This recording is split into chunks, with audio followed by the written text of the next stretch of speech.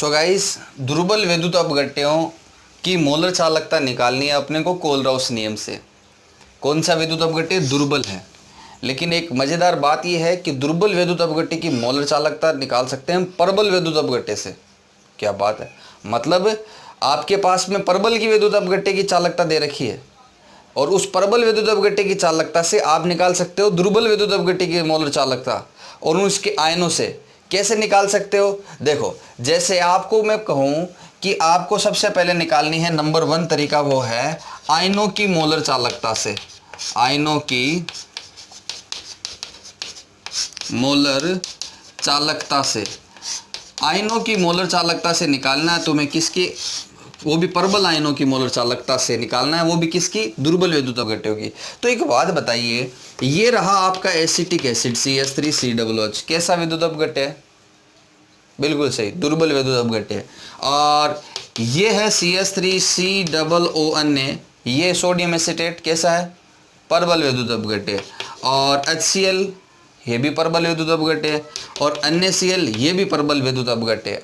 अगर इनकी मोलर चालकताएं हमें अगर दी हुई हो, ये जो कि प्रबल विद्युत अपघट्य है, तो हम इस दुर्बल विद्युत अपघट्य की मोलर चालकता निकाल सकते हैं, वो भी कोलराउस के नियम से। वाह क्या बात है। देखो कैसे निकाल सकते हैं। आपसे कोई पूछे कि CH3COOH की अनंत अनुता पर मोलर चालकता कितनी है कोलराउस के नियम से बताओ। सोडियम एसीटेट की अनंत अनुता पर मोलर चालकता कितनी है? तो आप ऐसे लिखोगे, इसके आयनों के योग के बराबर है, इसके आयनों की चालकताओं के योग के बराबर है। इसका आयन की चालकता एक तो ये है CH3COO- की अनंत अनुता पर चालकता, और एक इसके अन्य प्लस की अनंत अनुता पर मोलर चालकता, इन दोनों का योग है। इसको समीकरण नंबर 1 कह दो। इन दोनों का योग इसकी मोलर चालकताओं के योग के बराबर होगी अनंत अनुता पर। फिर इसी तरह से आपको कोई पूछे HCl के किसके बराबर होगी? HCl की क्या होगी अनंत अनुता पर मोलर चालकता कोलराउस के नियम से? तो आप ऐसे लिखोगे कि H प्लस की अनंत अनुता पर मोलर चालकता प्लस Cl- की अनंत अनुता पर मोलर चालकताओं के योग के बराबर होगी। अनंत अनुता पर मोलर चालकता पूछे तो अपन ऐसे लिख सकते हैं NaCl के लिए कि Na+ की अनंत अनुता पर मोलर चालकता तथा Cl- की अनंत अनुता पर मोलर चालकता, इन दोनों के आयनों के योग के बराबर होगी NaCl की। इसको आप कह दो समीकरण नंबर 3। इसी प्रकार से अगर कोलराउस का नियम एसिटिक एसिड के लिए लगाया जाए तो ऐसे भी लिख सकते हैं CH3COOH की अनंत अनुता पर मोलर चालकता जो होगी वो होगी आपकी, एक तो एसीटेट आयन की मोलर चालकता मतलब CH3COO- की अनंत अनुता पर मोलर चालकता, और एक आपकी होगी H+ की अनंत अनुता पर मोलर चालकता, इन दोनों के योग के बराबर होगी। इसको कह दो समीकरण नंबर 4। अब एक बात बताओ, सिंपल सी सरल सी बात बताओ मुझे कि आपने ये कहा है कि अगर आपसे कोई पूछे कि ये कैसे बनेगा, तो आप ऐसे बोल सकते हो ना कि हमारे पास में एक तो CH3COO अन्य है, अगर आप इस सोडियम एसीटेट की रिएक्शन HCl से कराएंगे तो बताओ क्या मिलेगा? सिंपल बात है भाई, ये अन्य इसके साथ में निकल करके क्या निकल देगा? अन्य Cl निकल जाएगा और ये H इसके साथ जुड़ जाएगा तो बनेगा आपको CH3COOH, ये मिला। तो ये जो दुर्बल विद्युत अपघट्य आपको मिला है, ये किससे मिला है? आप कहोगे इन दोनों को मिलाने से मिला है। और साथ में क्या बना है? अन्य Cl बना है। तो साथ में NaCl बना है, आपने ये कहा कि ये दो उत्पाद बने हैं हमें। तो अगर एक बात बताओ, ये कैसा विद्युत अपघट्य है? दुर्बल है, प्रबल है। और ये भी कैसा है? प्रबल है। इन दो प्रबल को मिलाने से क्या मिला? एक तो दुर्बल मिला है और एक ये प्रबल विद्युत अपघट्य प्राप्त हुआ आपको। इसी प्रकार से अगर इन दोनों की मोलर चालकताओं को अगर आप जोड़ दोगे, मतलब सोडियम एसीटेट की मोलर चालकता जो कि प्रबल है, ये भी एक प्रबल है, इसकी भी मोलर चालकताओं को जोड़ दोगे तो इन दोनों की मोलर चालकताओं का योग किसकी मोलर चालकताओं के योग के बराबर होगी? तो आप कहोगे एक तो एसिटिक एसिड की मोलर चालकता तथा अन्य Cl की मोलर चालकता के बराबर होगी। लेकिन हमें तो अन्य Cl की निकालनी नहीं थी, हमें तो सिर्फ और सिर्फ किसकी निकालनी है मोलर चालकता? एसिटिक एसिड की मोलर चालकता निकालनी है। तो फिर इस कंडीशन में क्या करोगे? आपको तो 2 की मिल गई, तो आप ये करो कि सर इन दोनों को जोड़ दो, इन दोनों की मोलर चालकताओं को जोड़ दो। फिर इन दोनों की जब मिलेगी ना तो उसमें से इसको और घटा देना, तो इस अन्य Cl की मोलर चालकता को घटा दोगे तो फिर सिर्फ क्या मिलेगा आपको? CH3COOH की मोलर चालकता प्राप्त हो जाएगी। यानी कि क्या करे, इसकी मोलर चालकता को इसकी मोलर चालकता को जोड़ दे और इसकी मोलर चालकता को इसमें से पहले से ही घटा दे, तो फिर इन दो की मोलर चालकता नहीं मिलेगी, सिर्फ इसकी मोलर चालकता मिलेगी। देखिए कैसे, तो यहाँ पे मैं सबसे पहले इसकी मोलर चालकता लेता हूँ। देखो ये रहा सोडियम एसीटेट और ये रहा HCl की मोलर चालकता, इन दोनों को जोड़ देता हूँ और ये रही NaCl की मोलर चालकता, इसको मैं घटा देता हूँ। तो देखो समीकरण 1 + 2 - 3 से आपको देखो क्या मिलेगा, यानी लेमडा CH3COO अन्य की अनंत अनुता पर मोलर चालकता को जोड़ देना है HCl की मोलर चालकता से और घटा देना है NaCl की मोलर चालकता से। इन दोनों को इसे घटा दोगे तो अब आपको क्या करना है, बाएं पक्षों को भी जोड़ना है और इसको भी घटा देना है। तो इन दो टर्म को तो क्या कर दूंगा, इसको और इसको तो मैं जोड़ दूंगा। देखिए लेमडा CH3COO की अनंत अनुता पर चालकता और इसकी अन्य प्लस की, इन दोनों को जोड़, इसको इसके साथ जोड़ दो। लेमडा H+ की अनंत अनुता पर चालकता और लेमडा Cl- की अनंत अनुता पर चालकता, इन दोनों टर्म को जोड़ दिया। इस टर्म को क्या किया था, घटाना था, यानी इसके माइनस का साइन लगा देना है। लेमडा अन्य प्लस की चालकता और माइनस Cl- की अनंत अनुता पर चालकता। देखना बहुत ही शानदार काम किया यहाँ पे। क्या किया, इसकी चालकता को जोड़ दिया और पहले से इसको घटा दिया, जिससे इधर भी क्या कर दिया, इसकी चालकता मतलब इसकी वाली की चालकता ये वाली वैल्यू यहाँ रख दी, फिर इसकी वाली वैल्यू को यहाँ रख दी और इस वाली वैल्यू को घटाना मतलब इसको हमने माइनस लगा के यहाँ पे लिख दिया। अब होगा क्या, अब बड़ा ही ब्यूटीफुल काम ये होगा कि जो कट रहा है उसको कैंसिल कर दो। जैसे अन्य प्लस में है ये अन्य की चालकता और यहाँ पे अन्य की चालकता किस में ली गई, माइनस में, कैंसिल आउट हो गया। और कोई हो रहा है क्या, हाँ ये देखो ये प्लस का था, ये Cl- के अनंत अनुता पर चालकता और ये किस में, माइनस में, ये भी कैंसिल आउट हो जाएगा। आप बताओ बचेगा क्या, सिर्फ बचेगा भाई एक तो ये और एक ये।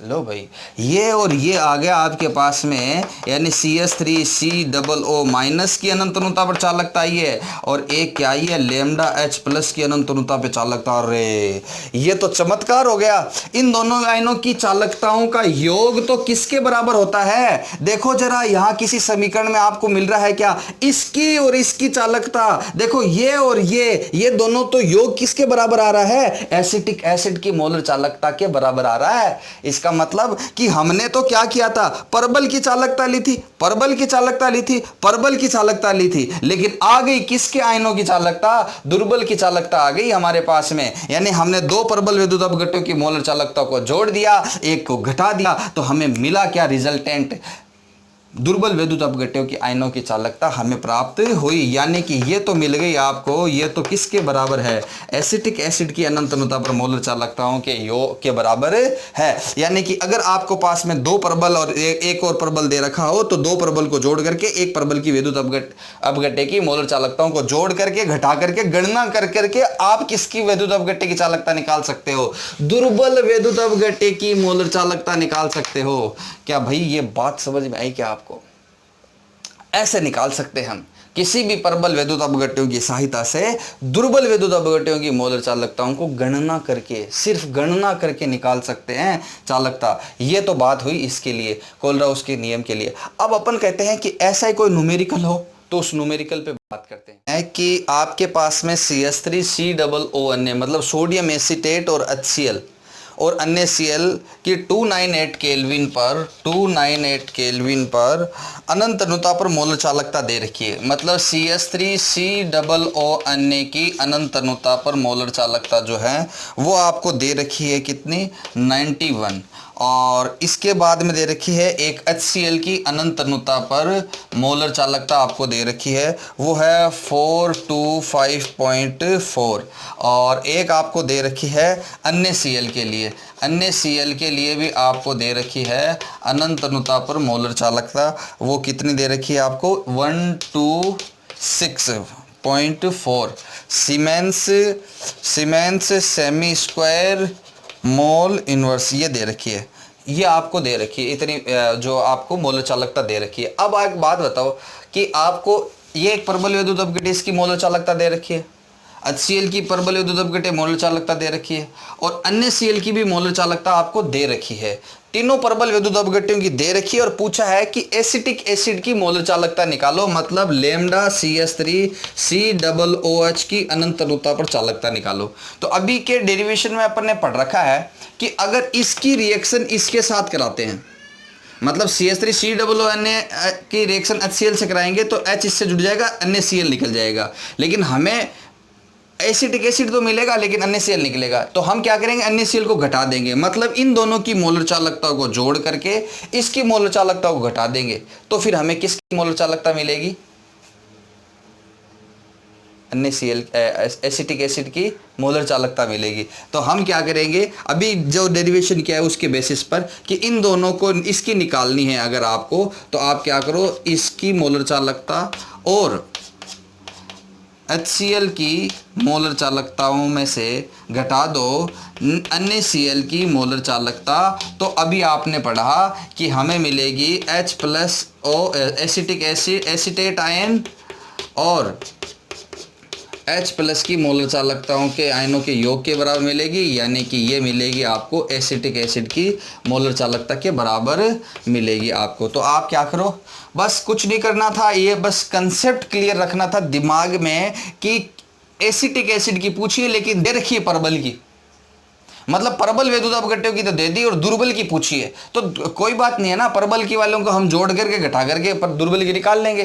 तो हमने क्या किया, इसकी मोलर चालकता को लिख देंगे यहाँ पे 91 प्लस इसकी मोलर चालकता गिवन है 425.4 और इसकी घटा देंगे अन्य Cl की 126.4। तो आपको किसकी मिलेगी, CH3COOH की मोलर चालकता आपको प्राप्त हो जाएगी। और CH3COOH की मोलर चालकता जब आपको यहाँ पे मिलेगी तो ये आप जब आप निकालोगे 390 लैम्डा CH3COOH की मोलर चालकता, बस इतना सा करना था, बिल्कुल सरल है। मतलब दो को जोड़ करके एक को घटा देना था, लैम्डा CH3COOH की अनंत अनुता पर मोलर चालकता आपको प्राप्त हो जाएगी, बिल्कुल सरल सा है। विद्युत अपघट्य की मोलर चालकता निकालने का तरीका निकाल रहे हैं। तो पहला तरीका हमने निकाला आयनों की मोलर चालकता से।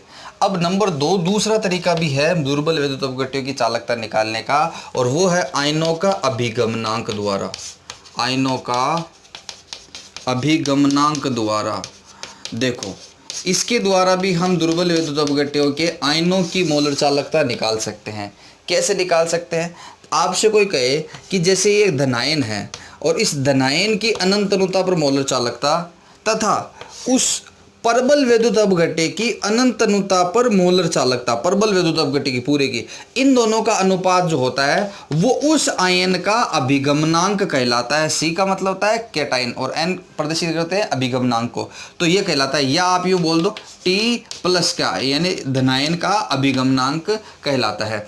अब अगर आपको कोई पूछे उस आयन का चालकता कितनी होगी, तो आप यहाँ लिख सकते हो, यानी धनायन की अनंत अनुता पर चालकता होगी अभिगमनांक गुणा उस परबल विद्युत अपघट्य की मोलर चालकता का गुणनफल, उस आयन की जो है वो आपके पास में मोलर चालकता आ जाएगी। ये तो ही धनायन के लिए बात। इसी प्रकार मान लीजिए आप ऐसे कर ले कि ऋणायन की अनंत अनुता पर मोलर चालकता तथा उस विद्युत अपघट्य परबल विद्युत अपघट्य की अनंत अनुता पर मोलर चालकता पूरे पदार्थ की का अनुपात, दोनों का अनुपात क्या कहलाता है, ऋणायन एनायन का अभिगमनांक कहलाता है, या यूं कह दो T माइनस यानी ऋणायन का अभिगमनांक कहलाता है। अब उस ऋणायन का अनंत अनुता पर चालकता पूछे आपसे, तो आप इसको ऐसे लिख सकते हो, इसको इधर ले जाओगे तो आपको मिल जाएगा ऋणायन का अभिगमनांक गुणा परबल विद्युत अपघट्य की अनंत अनुता पर मोलर चालकता। तो देखो आपके पास में अभिगमनांक से अगर आप इसको गुणा कर दोगे तो ऋणायन की चालकता आ जाएगी, अभिगमनांक से अगर आप उस परबल विद्युत अपघट्य को गुणा कर दोगे तो धनायन की आपके पास में धनायन के अभिगमनांक को गुणा कर दोगे परबल विद्युत अपघट्य की मोलर चालकता से, ऋणायन के अभिगमनांक को गुणा कर दोगे परबल विद्युत अपघट्य की मोलर चालकता से, तो आपको धनायन और ऋणायन की अनंत अनुता पर मोलर चालकता आ जाएगी, जिनका योग करके अपन दुर्बल विद्युत अपघट्य की मोलर चालकता ज्ञात कर लेते हैं। अब तीसरा तरीका क्या है, थर्ड तरीका आपका यह है कि आप वियोजन की मात्रा निकाल सकते हो दुर्बल विद्युत अपघट्यों के वियोजन की मात्रा द्वारा। देखो दुर्बल विद्युत अपघट्य के वियोजन की मात्रा निकाल सकते हो और इसको प्रदर्शित करते हैं अल्फा से। देखो इसको निकालने का तरीका क्या है। पहली बात सुनो, आपके पास में दुर्बल विद्युत अपघट्य दे रखा है, ठीक। अब एक बात बताओ, दुर्बल विद्युत अपघट्य जो है उसमें अगर अपन और विलायक मिलाएंगे, मतलब उसको तनु करेंगे, जल मिलाएंगे, तो दुर्बल विद्युत अपघट्य क्या होता जाएगा? अपने आयनों में टूटता जाएगा। कैसे? आपने पढ़ रखा है कि ये ए बी दुर्बल विद्युत अपघट्य जिसमें ए प्लस आयन है और बी माइनस आयन है। अगर आप इसे तनु करेंगे तो जो अवियोजित रूप है वो भी वियोजित होने लगेगा और धनायन और ऋणायनों में टूटने लगेगा। एक धनायन देगा और दूसरा ऋणायन देगा, अपने आयनों में विभक्त होने लगेंगे, जिससे आयनों की संख्या बढ़ जाएगी, आयनों की मोलर चालकता भी बढ़ जाएगी। जितने ज़्यादा आयन उतने ज़्यादा उन आयनों की चालकता होगी। तो एक बात बताओ, जैसे जैसे आपने तनु करते गए वैसे वैसे और आयनों की संख्या बढ़ती गई। आयनों की संख्या बढ़ने से आवेश को ले जाने वालों की संख्या बढ़ती गई, आवेश को ले जाने वालों की संख्या बढ़ती गई, तो मोलर चालकता भी क्या हो गई उस दुर्बल विद्युत अपघट्य की, वो भी बढ़ गई। तो हम कहते हैं तनु करने पर ऐसा हो जाता है। लेकिन आपको कोई पूछे कितना वियोजित हुआ है, कितने आयनों का वियोजन हुआ है, धनायन और ऋणायन तो टूटे तनुकरण करने पर, लेकिन उन धनायन और ऋणायनों के आयनों की मोलर चालकता कितनी बढ़ी है, वियोजन की मात्रा कितनी हुई है, ये बताओ। तो ये उसको अपन बोलते हैं अल्फा। तो आप किसी भी पदार्थ के वियोजन की मात्रा अल्फा निकालना चाहते हो तो आप क्या करो कि पहले दुर्बल विद्युत अपघट्य किसी सांद्रता पर आपको उसकी चालकता पता है। तो जैसे मान लो कि कोई सांद्रता C पर, उसकी आपको मोलर चालकता पता है। C क्या है? दी गई सांद्रता पर चालकता, दी गई सांद्रता पर मोलर चालकता है। और ये और तथा अनंत तनुता पर मोलर चालकता, इन दोनों का अनुपात कर लो। अनंत तनुता पर मोलर चालकता, इन दोनों का अगर आप अनुपात निकाल लेते हो तो आपको पास में आ जाती है अल्फा, जो कि एक वियोजन की मात्रा है कि कितना वियोजित हो गया है दुर्बल विद्युत अपघट्य। बात आई समझ में? तो अल्फा बराबर क्या याद रखना है? दी गई सांद्रता पर उस पदार्थ की दी गई सांद्रता पर, सांद्रता C पर उस पदार्थ की चालकता, और अनंत तनुता पर उस पदार्थ की मोलर चालकता, इन दोनों का अनुपात जो है वो क्या कहलाता है? अल्फा कहलाता है, वियोजन की मात्रा कहलाता है। अब इस पर देखो एक न्यूमेरिक 0.1 मोल कंसंट्रेशन पर, मोलर कंसंट्रेशन पर और 0.001 molar concentration of ammonium hydroxide पर जो है आपकी मोलर कंडक्टिविटी दे रखी है, यानी कि 0.1 m सांद्रता पर लैम्डा m आपको पास में दे रखी है अमोनियम हाइड्रोक्साइड के लिए, वो है 3.6, ठीक है। और 0.001 m सांद्रता पर दे रखी है लैम्डा m बराबर आपको दे रखी है 34, और यूनिट आपको पता है क्या होती है? सीमेंस सेमी पर मोल, ये आपको दे रखी है। तो एक बात बताओ, सीमेंस सेमी स्क्वायर पर मोल, अब आपको ये तो दे रखी है इस सांद्रता पर चालकता और इस सांद्रता पर चालकता, और एक दे रखी है आपको अनंत तनुता पर मोलर चालकता, अनंत तनुता पर इसकी अमोनियम हाइड्रोक्साइड के लिए, और वो दे रखी है आपको 271.1 siemens semi square mole inverse, ये दे रखी है। और पूछिए आपको ये है कि इसमें वियोजन की मात्रा बताओ। मतलब क्या हुआ कि आपके पास में एक अमोनियम हाइड्रोक्साइड जो कि एक दुर्बल विद्युत अपघट्य है, और उसका इस सांद्रता पर तो चालकता इतनी होती है, फिर इस सांद्रता पर इतनी हो जाती है, मतलब देखो बढ़ गई। और वो कब? जब आपने तनु कर दिया। अभी गाढ़ा 0.1 मोल कंसंट्रेशन है, फिर 0.001 m कंसंट्रेशन है, कंसंट्रेशन सांद्रता को कम कर दिया, मतलब पानी और ऐड करके तनु कर दिया गया है। तनुता पर इसकी सांद्रता मोलर चालकता 34 हो गई, इसका मतलब बढ़ी है। और अनंत तनुता पर कर देते हैं, मतलब अनंत तनुता का मतलब है कि इतना जल ऐड कर दो, इतना तनु कर दो कि उससे ज़्यादा और नहीं बढ़ सके, और वो फाइनल बढ़ करके कितनी हो गई? लास्ट में 271.1 हो गई। आपको पूछिए वियोजन की मात्रा अल्फा दोनों कंडीशन में। तो सबसे पहले मैं बता देता हूँ 0.1 m सांद्रता पर आपको निकालनी है वियोजन की मात्रा अल्फा, और इसको निकालने का तरीका क्या है, दी गई सांद्रता पर चालकता और अनंत अनुता पर चालकता, इन दोनों का जो है अनुपात होता है। तो दी गई सांद्रता, इस सांद्रता पर इसकी चालकता कितनी दे रखी है, 3.6 दे रखी है, और अपॉन अनंत अनुता पर कितनी दे रखी है, 271 दे रखी है, 71.1 दे रखी है। इसको जब आप सोल्व करोगे तो आपको मिलेगा 0.0132, और अगर आप परसेंटेज में निकाल के 100 से मल्टीप्लाई करोगे तो आपको मिलेगा 1.32% निकलेगा। ये तो जब आप इसको परसेंट में निकालोगे, इतनी वियोजन की मात्रा होगी, प्रतिशत में 1.32 होगी अगर आप इसको 100 से मल्टीप्लाई कर देते हो और आगे। अब इसकी तो ये होगी इस सांद्रता पर, लेकिन अगर आपको कोई कहे इस सांद्रता पर निकालो तो मतलब 0.001 m सांद्रता पर अगर आपको वियोजन की मात्रा निकालनी है, यानी अल्फा निकालना है, तो इस सांद्रता पर पहले बताओ कितनी दी हुई है, तो आपको बोलोगे 34 दे रखी है, वही लैम्डा सी अपॉन लैम्डा इन्फिनिटिव, और लैम्डा इन्फिनिटिव कितना है, 271.1 है। इन दोनों को जब आप निकालोगे तो आपको पास में आएगा 0.125 कंसंट्रेट, इतनी आएगी वियोजन की मात्रा। और प्रतिशत में निकालोगे यानी 100 से, इसको भी 100 से मल्टीप्लाई करोगे तो आपको मिलेगा 12.5% मिलेगा। तो आप क्या देखते हो कि आपके पास में कम कंसंट्रेशन है, 0.1 m कंसंट्रेशन है, तब तो 0.132 मिली वियोजन की मात्रा, और जब आपने कंसंट्रेशन को कम कर दी यानी तनु कर दिया तब आपको मिल गई 0.125 मिल गई। यानी इस पर तो आप कहोगे 1.32% मिली, और इस पर कितनी मिली है, 12.5% आपको वियोजन की मात्रा मिली है। तो हम इस तरह से हम वियोजन की मात्रा निकाल सकते हैं अगर हमें दी गई सांद्रता पर चालकता दिया हो और अनंत अनुता पर भी चालकता दी हुई हो। तो नेक्स्ट क्वेश्चन के बारे में बात करते हैं। एक नेक्स्ट क्वेश्चन आपका ये है कि 0.025 m कंसंट्रेशन पर सांद्रता पर आपको दे रखा है लैम्डा HCOOH मेथेनोइक अम्ल की चालकता दी रखी है इस सांद्रता पर, और वो आपके पास में है 46.1 siemens semi square mole inverse, ये आपके पास में है 46.1, ये दे रखी है।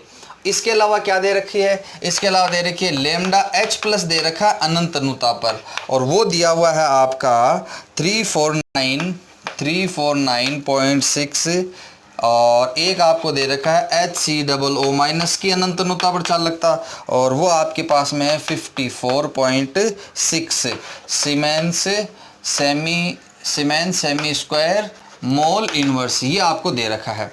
तो एक बात बताओ कि, और पूछा क्या आपसे, पूछ लिया आपसे कि भाई वियोजन स्थिरांक के निकालना, आपको ये निकालना आपसे ये पूछा है।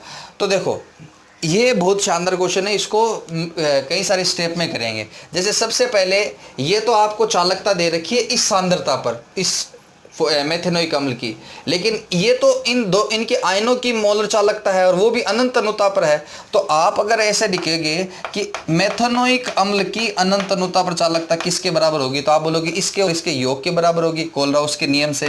तो आप ऐसे कहोगे HCOO माइनस की अनंत अनुता पर चालकता और H प्लस के आयनों की अनंत अनुता पर चालकता इन दोनों के बराबर होगी। जब इन दोनों की चालकता जब आप निकालोगे तो आपके पास में इसकी आ जाएगी, आपके पास में 54.6 प्लस ये आएगा 349.6। इसको जब सॉल्व करोगे तो आपके पास में आएगी 404.2 siemens semi square mole inverse, ये इतनी चालकता आ जाएगी।